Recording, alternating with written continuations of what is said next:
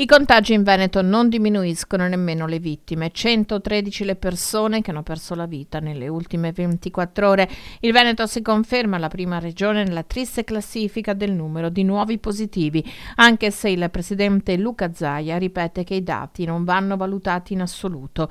Lo screening sulla popolazione indistinta diventa un termometro reale necessario della diffusione del virus. Vogliamo sapere quanta infezione c'è in Veneto, bisogna dar corso a questo progetto che abbiamo messo in piedi, che peraltro a me risulta che siamo l'unica regione che lo sta facendo, scientificamente con l'università, cioè non stiamo facendo dei tamponi, cioè il professor Baldo, che è docente di igiene, che si occupa di queste cose, tamponi, piani di sanità pubblica, eccetera, che ringrazio, ovviamente a lui abbiamo chiesto per il tramite della dottoressa Russo di farsi questo studio. Allora a quel punto diremo, guardate, l'incidenza nella popolazione è tot, e a quel punto potremo dire siamo più infetti o meno infetti. Oggi leggere i dati che abbiamo spesso sono dati dettati da virtuosità, questo lo dobbiamo dire, ma ce lo riconoscono tutti questo. Ma il campione sarà un campione che verrà costruito a tavolino, nel senso che si decideranno delle popolazioni target, che non saranno, per dire, saranno molto eterogenee, perché rappresenteranno trasversalmente tutte le fasce di età e tutte le classi sociali o lavorative, insomma mettetela come volete.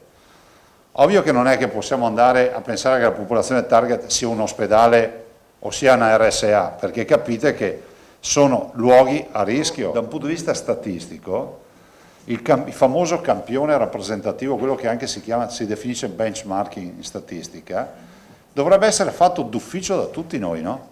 Zaia non esclude di attuare qualche restrizione ulteriore con una nuova ordinanza. Il Veneto è giallo, con il nuovo DPCM sono cadute le prescrizioni che erano state definite plus, tra cui il divieto di passeggiare nei centri storici e il limite di capienza nei negozi. Questo non lo escludo, nel senso che noi stiamo pensando al tema degli assembramenti, questa è l'unica preoccupazione che abbiamo, perché l'assembramento va a braccetto poi con l'infezione e una micro percentuale che si trasforma in ricovero, perché abbiamo ancora la stragrande maggioranza dei contagiati che fa cura domiciliare, che non arriva all'ospedale. Nulla di sconvolgente, è più di moral suasion, cioè di quello che conosciamo già, insomma, cioè non c'è nulla di, come si può dire, comportamento antisindacale, cioè una roba che può servirci per riuscire a accompagnare questo periodo natalizio che non è poco difficoltoso.